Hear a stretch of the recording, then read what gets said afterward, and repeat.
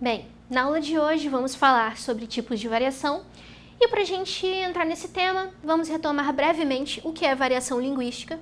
E ela é um fenômeno que é inerente a todas as línguas e transpassa todos os níveis da gramática. E o que nos interessa pensar hoje são quais são os fatores que interferem na variação, que levam as formas a variar ou não, ou se mantém em certos contextos, ou variar em outros, ou que se faça a escolha por uma forma e não por outra.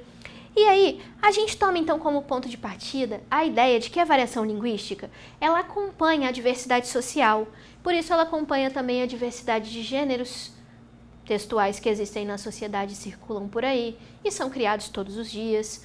Também a diversidade de estilos que as pessoas adotam na sua fala ou na sua escrita. Então, é importante que a gente compreenda que existe uma relação muito forte entre a diversidade social e a diversidade linguística. A diversidade linguística ela só existe porque existe a diversidade social. Então, hoje a gente vai ver 4 tipos de variação e, por fim, outros fatores que interferem na variação linguística. E mais do que o nome desses fenômenos de variação ou dessas qualidades de variação, é importante a gente entender o princípio, a ideia. Os nomes para nós não vai fazer muita diferença, mas compreender a ideia sim, para compreender quais são os fatores que influenciam nas variedades da língua. O primeiro que eu destaquei foi a variação diastrática, que vai ser a variação que vai acompanhar certos grupos sociais. Então, muitas vezes os grupos sociais eles adotam certas gírias, certas expressões ou certas palavras que são próprias do seu vocabulário ou importam palavras de outras línguas. Aqui eu destaquei 3 grupos sociais que têm as suas próprias formas de comunicação muitas vezes. Em primeiro lugar, os jargões de advogados, a gente encontra várias coisas em latim, tipo habeas corpus, ou então, mesmo quando a gente pensa em outros termos jurídicos, pensa sobre o que é um acórdão, réu, judicializar ou ação, todos esses termos são jargões de advogados ou próprios do meio jurídico. Ou então quando a gente pensa em gírias de surfista, é muito fácil, a gente imagina a comunicação de um surfista, a gente percebe claramente que tem várias gírias próprias, inclusive para se referir à cor da água ou então a qualidade das ondas, que são coisas que não fazem muita diferença para outras pessoas que não são pertencentes a esses grupos sociais de forma específica. Ou então memes no Twitter, né? Quem participa ou quem tem um Twitter sabe que existem memes no Twitter e que só quem está no Twitter vai entender mesmo.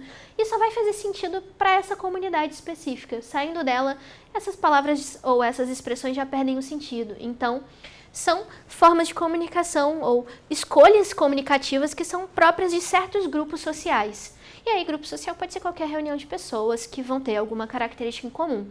E aí pode ser, por exemplo, em jargões de advogado, provavelmente vão fazer escolhas mais formais, ou então em gírias de surfistas vão ser escolhas menos formais. E aí depende das escolhas que forem feitas a depender das qualidades desse grupo social. Bem, o nosso segundo tipo de variação é a variação diacrônica, que vai acontecer com o passar do tempo. Significa que com o passar do tempo as línguas vão mudando e as palavras vão mudando por consequência. Então quando a gente retoma, por exemplo, o galego-português, que é uma língua de transição entre o latim e o português, que existia mais ou menos entre os anos 1100 e 1300 na Idade Média, em Portugal, né, especificamente, e na Galícia, a gente consegue encontrar algumas palavras que para nós hoje já não existem mais, como o. O, somente o, ele era para eles o que significava para nós onde. Então veja que teve uma transição de formas em que uma é própria de um tempo histórico e a outra parte de outro tempo histórico. E aí é interessante, né? Quando a gente pensa na palavra diacrônica, crônica vem de cronos, né? De tempo. Então a passagem do tempo leva à mudança das línguas. E por essa razão, quando a gente compara, a gente precisa levar em consideração essas mudanças linguísticas. Isso serve, inclusive, para a gente ler textos que não são tão distantes, como textos do século XIX ou do início do século XX, que muito provavelmente vão trazer palavras que são daquela diacronia, daquele tempo histórico, daquele momento, e que para a gente hoje já não faz muito mais sentido. E a gente vê mais no próximo quadro. Bem, para o nosso tipo de variação, temos a variação diatópica, que vai falar sobre diferenças regionais. E quando a gente pensa sobre a palavra diatópica, vem de topos, né? Topos significa lugar mesmo, espaço. Por essa razão, a gente tem diferenças que são regionais. Aqui eu destaquei uma diferença que é fonética. Veja, em certas regiões do Brasil, como aqui eu tô, a gente fala, para pronunciar a palavra tia, né? Eu falo tia, tia. Mas em certas outras regiões do Brasil, se fala tia, sem esse chiado, ó, tia. Essa é uma variação que permite que a gente reconheça uma diferença geográfica, uma diferença espacial de lugar. Então, é uma variação diatópica, que permite que a gente localize essas formas no espaço e não no tempo, como é na variação diacrônica, por exemplo. E, por fim, temos a variação diafásica, que vai depender diretamente do contexto comunicativo. Então, ela vai envolver mais do que simples variação que vai nos localizar no tempo, no espaço ou no nosso grupo social, ela vai envolver escolhas estéticas. Eu trouxe aqui, por exemplo, escolhas que dependem do público-alvo de uma propaganda. Então, quando a gente pensa sobre uma propaganda, se for uma propaganda de gravatas, uma propaganda de gravatas vai ter como público-alvo, provavelmente, homens adultos que trabalham em um ambiente corporativo ou jurídico. Então, é muito provável que para esses homens se use uma linguagem mais formal. Mas se a gente pensa, por exemplo, em propagandas de brinquedo, eu acho que hoje aqui no Brasil é até proibido, mas se a gente for pensar, o que seria uma propaganda, uma campanha, melhor dizendo, talvez fique mais adequado, uma campanha pensada para o público infantil, que tipo de linguagem vai ser utilizada?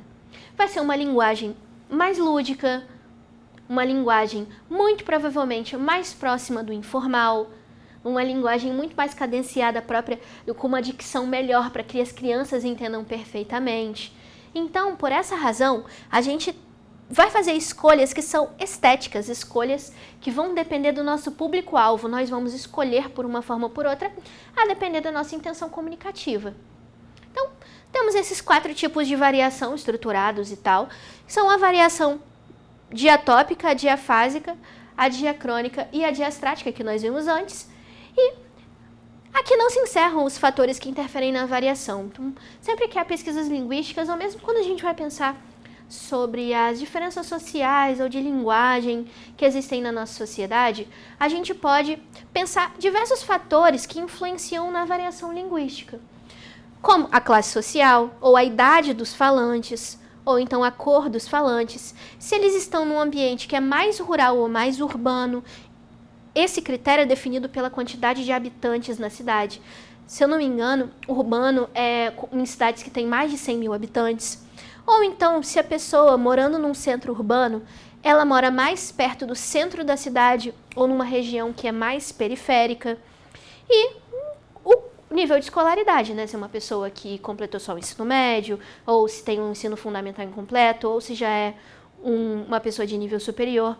E, a depender da pesquisa, a combinação de certos fatores pode gerar o que a gente chamaria de um falante culto. Ou então, de um falante que tem uma fala mais próxima à fala popular, ou a gente pode localizar a fala desse falante, a depender dessas características. E aí se geram diversos mapas em que a gente pode localizar quais são as variedades mais próximas de cada ou classe social, ou de cada cor, na distribuição social, ou então de cada idade. Então, são esses os fatores que interferem nas nossas escolhas de variação linguística. Então, estudamos hoje tipos de variação.